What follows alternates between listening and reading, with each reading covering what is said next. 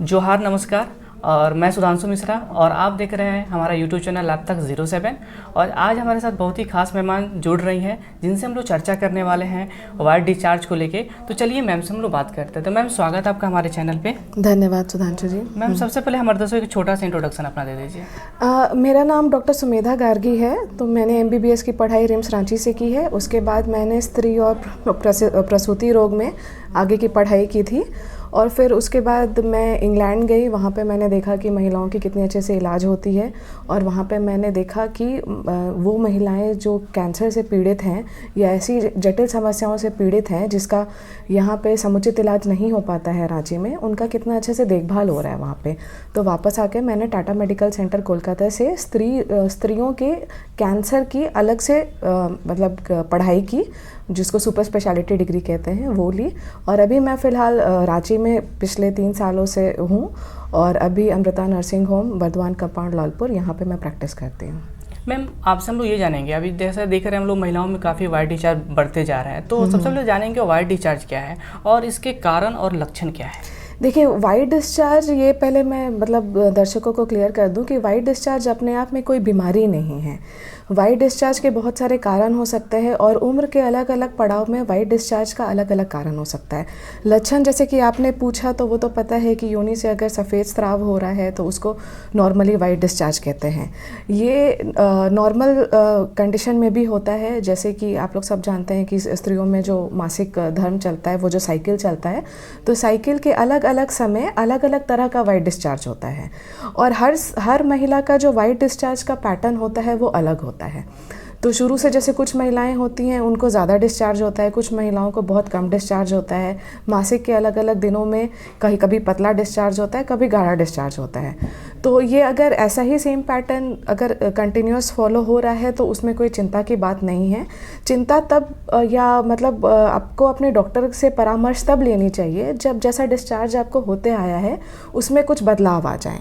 जैसे कि अगर उसमें महक आ जाए, वो गाढ़ा हो जाए, चिपचिपा हो जाए, उसके साथ खुजली हो, दर्द हो, पेट में दर्द हो, बुखार आए, इस तरह के कोई भी लक्षण हो तो आप ज़रूर अपने डॉक्टर से परामर्श लीजिए। अगर हम बात करें वायर डिस्चार्ज की क्या समस्या होती है और इसके क्या नुकसान क्या है।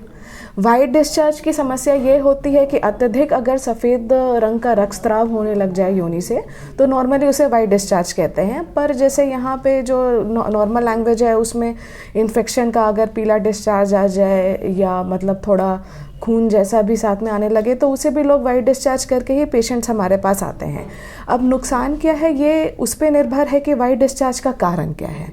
अगर इन्फेक्शन है, उसका सही समय पे इलाज नहीं हो तो वो बढ़ के और गंभीर रूप ले सकता है।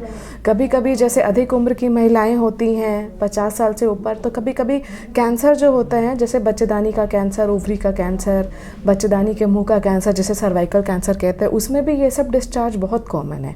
इसीलिए अगर किसी महिला को लग रहा है कि कुछ समस्या है और वायर डिस्चार्ज है तो ज़रूर आके सही समय पे परामर्श लेना चाहिए। हम बात करें वायर डिस्चार्ज आने पर क्या होता है।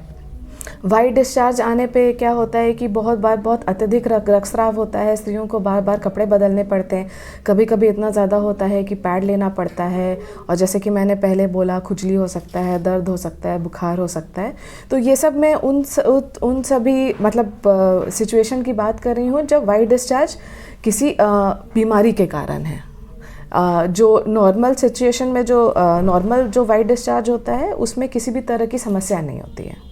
हम लोग देखते हैं महिलाओं में हेवी डिस्चार्ज होता है, तो इसका मुख्य कारण क्या है हेवी डिस्चार्ज का।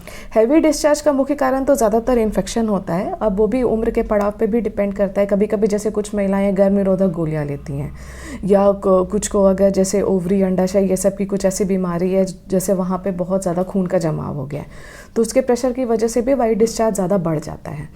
तो एक वो हो गया। दूसरा इन्फेक्शन है अगर, या कभी कभी क्या होता है कि किसी महिला की डिलीवरी हुई है और उसके बाद इन्फेक्शन हो गया है, उसमें भी डिस्चार्ज हो रहा है। तो हमें ये देखना बहुत ज़रूरी है कि किस एज ग्रुप की महिला आ रही हैं और उसके साथ में उनके साथ क्या क्या समस्या हो सकती है। कुछ को जांच कराने की भी ज़रूरत होती है और कभी कभी जैसे मैंने बोला कैंसर की वजह से भी हो सकता है। अगर हम बात करें महिलाओं में कितना अगर वायर डिस्चार्ज हो रहा है तो कितना नॉर्मल है, कितना और किस एज में ये होना समान बात है, ज़्यादा परेशान होने की बात नहीं है। वायर डिस्चार्ज तब तक अगर हम नॉर्मल कह सकते हैं जब तक हमें पैड लेने की ज़रूरत नहीं पड़ रही है, कपड़ा इतना नहीं भीग रहा है अंदर का कि हमें बदलने की की ज़रूरत हो और उसके साथ मैंने और जो सिम्टम्स बोले वो सब कुछ नहीं है, मतलब सिर्फ डिस्चार्ज हो रहा है, तो हम उसे नॉर्मल बोल सकते हैं। ज़्यादातर यंग एज की महिलाएं होती हैं जिनमें मासिक धर्म जो होता है वो रेगुलरली आता है, मेनोपॉज के पहले की महिलाएं, तो उनमें सामान्य तौर पे भी वाइट डिस्चार्ज होता है।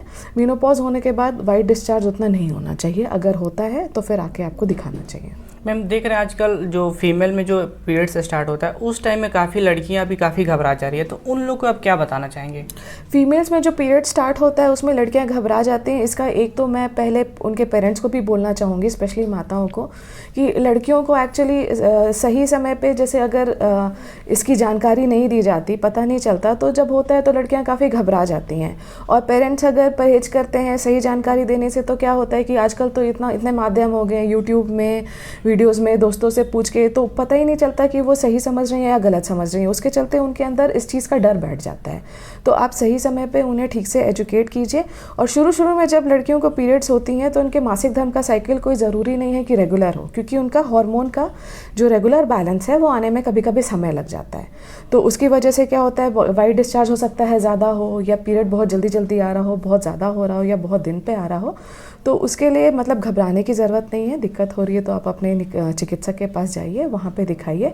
इसमें कुछ घबराने की ज़्यादातर मतलब सिचुएशन में ऐसी कोई बात नहीं होती है। धन्यवाद मैम, हमारे साथ इतने से अपने कीमती समय साझा किया और इतने अच्छे टॉपिक पे आप हमारे साथ बात की। Thank you so much ma'am.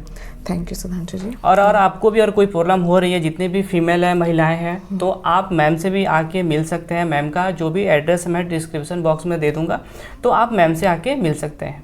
धन्यवाद। धन्यवाद।